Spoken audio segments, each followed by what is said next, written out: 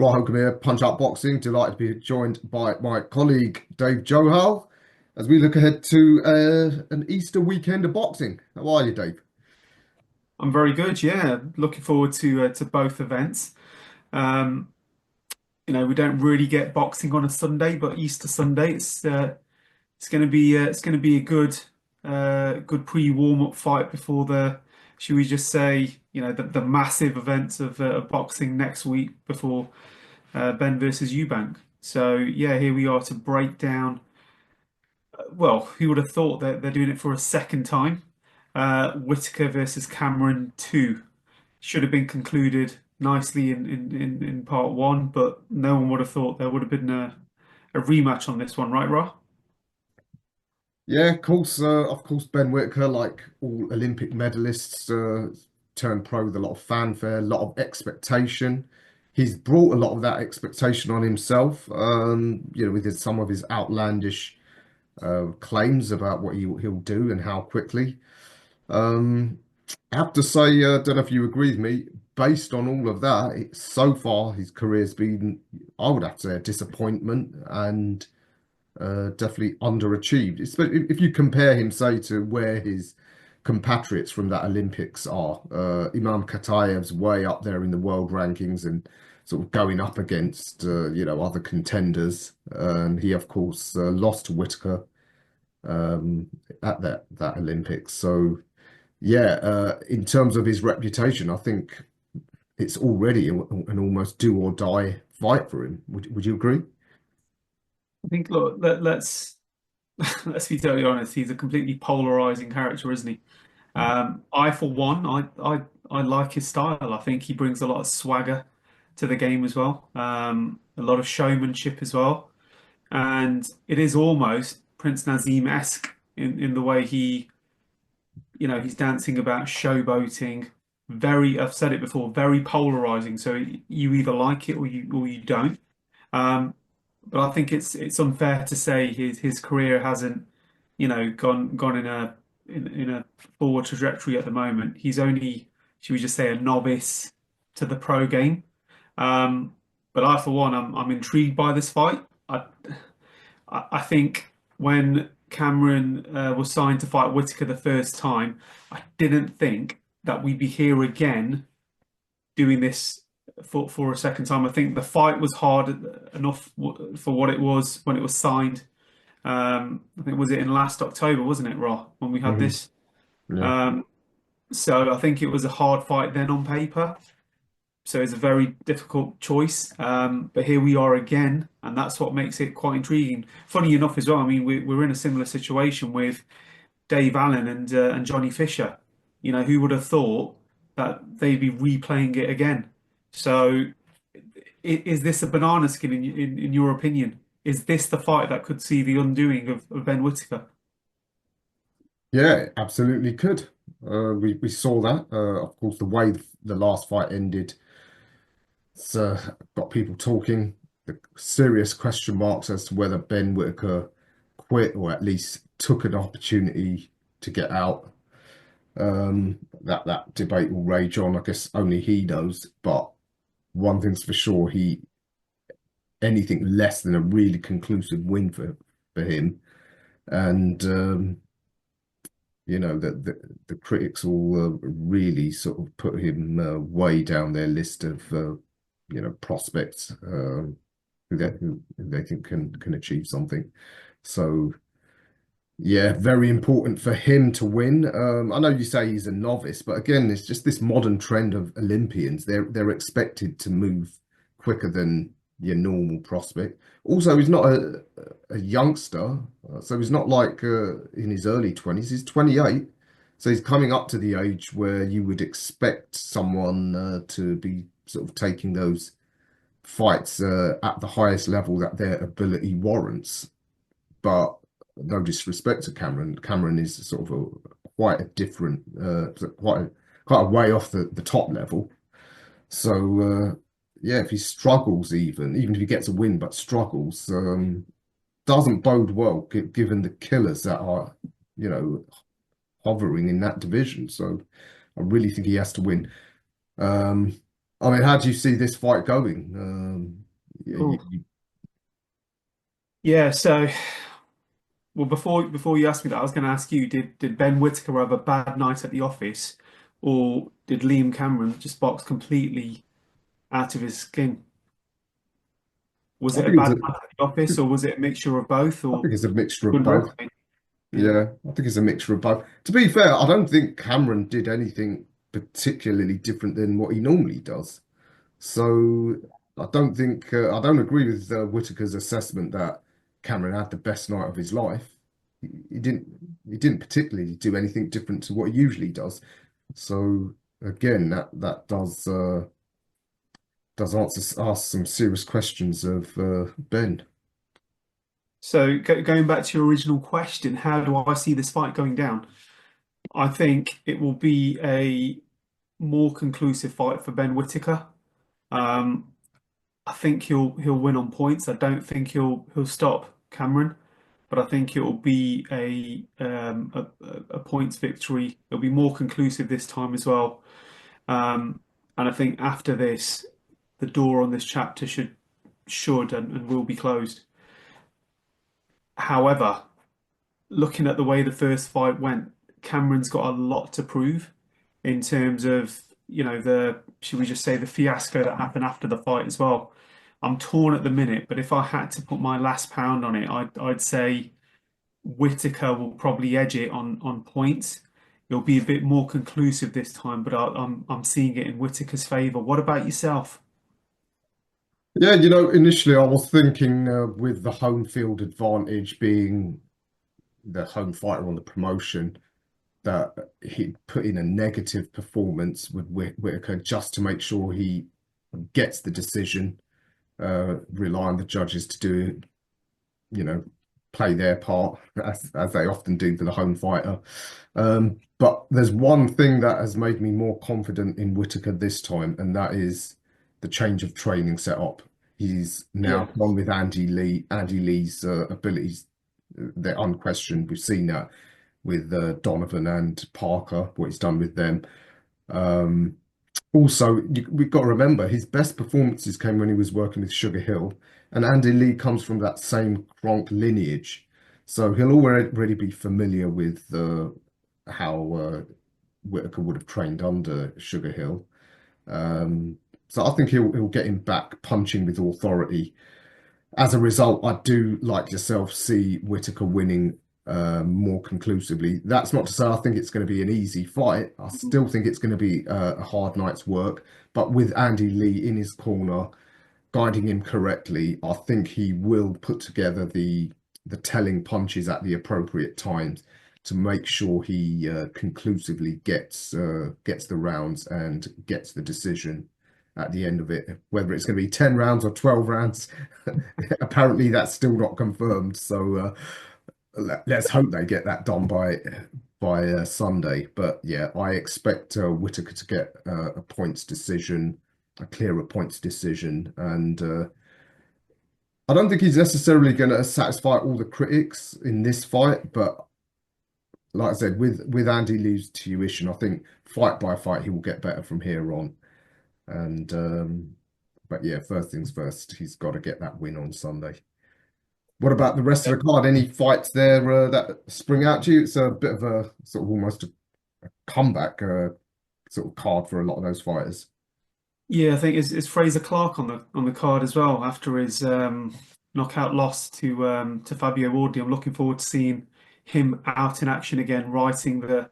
I mean, look, let's make it real. Really honest. I wouldn't say it's a fact, but in my opinion, the way Fraser Clark was disposed of by Fabio Wardley, you couldn't say he put a foot wrong, or it was just too short, wasn't it? In Mm. terms of the fight, what happened, the punch, the devastating effects afterwards. So you can't say, look, he put a foot wrong or he didn't do this or why didn't he? It was just it was a punch that completely leveled him and elevated Fabio Wardley to what is now a potentially world title contendership, which is great. But it just goes to shows well one punch can change everything. So I'm looking forward to seeing the return of Fabio Wardley. Sorry, Fraser Clark. What about yourself? Yeah, he's got a bit of a gimme opponent in Tete. But after the damaging nature of that fight with Wardley. He can be afforded that.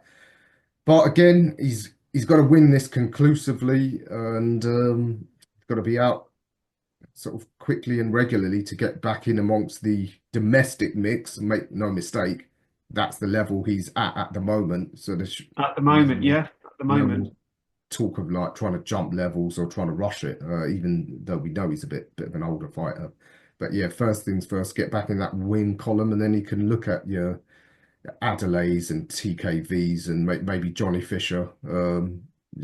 Maybe this summer. But yeah, let's see how he gets on. Who else are you looking forward to?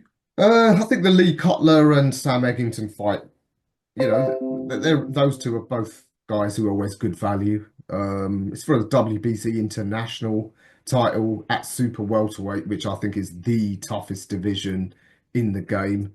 So I don't think either guy will pretend that they're anywhere near to the level of, the Fundoras and Ortizes of this world.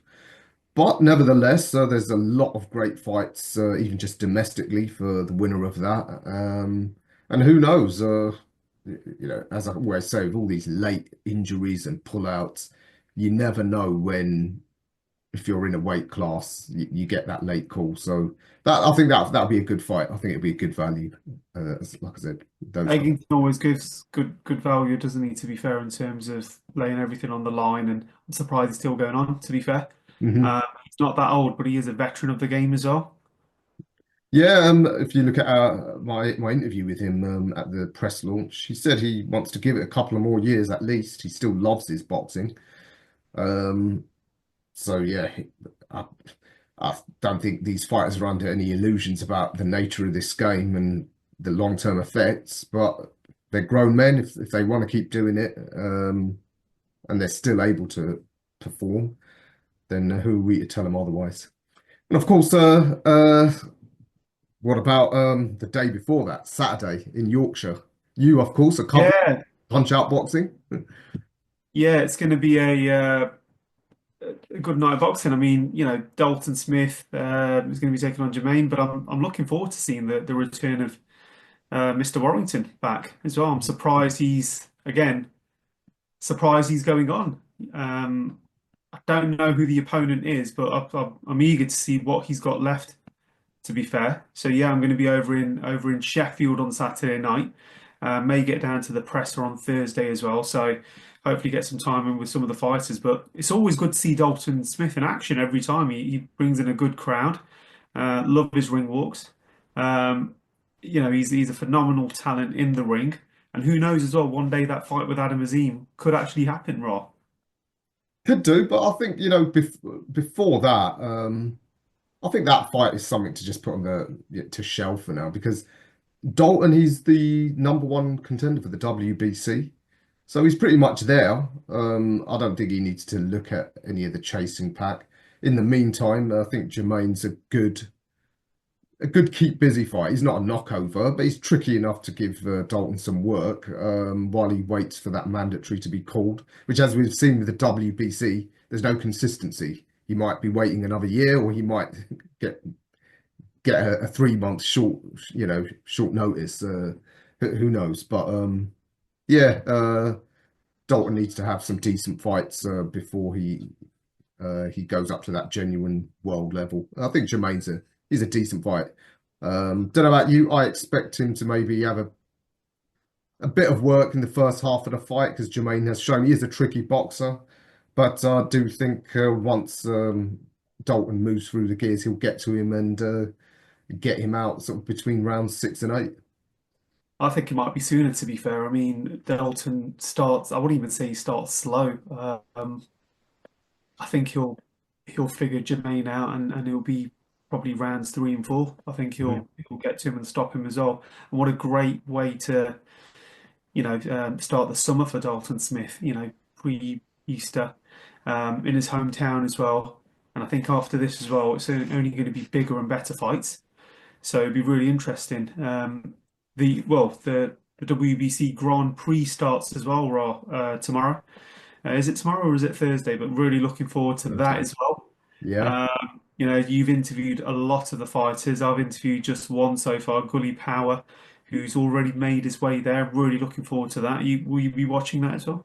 Yeah, of course. Having, I think, Punch-Out Boxing, we've been at the forefront of getting these youngsters their first sort of exposure before their big opportunity. So I'll be watching with interest to see how all of those get on. Might still have a couple of more late interviews to come from some of the participants, so look out for that. Yeah, that'll be Thursday. interesting. Thursday, you're over at WBM show, aren't you? Over in Maidstone. Yeah, I'll be going over to Maidstone, hopefully. Yeah, WBM, Uncle Frank's empire. It's just very busy this Easter. Two fights in 3 days they've got, as well as all the other shows they're going to do over the summer. But yeah, they're going over to Maidstone. Joanna won you, a final Yeah. eliminator. She's a young woman who's been talked about as a top talent for a long time. Finally got her opportunity. In fact, the one and only time I interviewed her was at the same venue in Maidstone a couple of years back. So it's fitting that I go and see her on her biggest night. But yeah, final eliminator for a super bantamweight title. And we've seen recently, of course, Ellie Scotney signed up with MVP. So could be some Yeah, big that was fights for her. interesting, wasn't it? That was interesting, wasn't it? I didn't see that one coming, to be fair. I thought, she's quite loyal to Matchroom, the brand, Eddie Hearn. Did you see Mhm. that coming? No, no, did not see that one coming. But a fair play to Jake Paul and MVP. They're pushing the women's game forward. So good luck to them, and hopefully we'll see some of them big fights over this course of the year. There you have it. Look, that's our boxing roundup for this Easter weekend. Um, Hopefully you stay tuned. We'll be getting you loads of content Thursday through to Sunday. And the next week we've got the biggie. Hopefully we'll be there. We haven't found out yet, so let's hope to see if we're in Tottenham next weekend for the big showdown between Ben versus Eubank. It will be excellent. Have you got a better pun than that? You have Uh, surely. I'll leave the puns to you. Yeah, extraordinary. There you have it. But look, stay tuned over the next upcoming days for content from Punch Out Boxing. And yeah, if you have any predictions, put them down and let's see if the Whitaker prediction's correct for me and Raw. We'd like to be proven wrong as always. Just want to see a good fight, don't we? To be fair. Absolutely. I think we're in for a good Easter of boxing. Yeah, like I said, rare that we get these Saturdays, Sundays, let alone Thursday to Sundays. So yeah, let's enjoy it. And yeah, fans, put your views in below. Are me and Dave talking nonsense, or can we see some upsets this weekend? So as ever, tune in, check out all our content, and we'll see you again next week.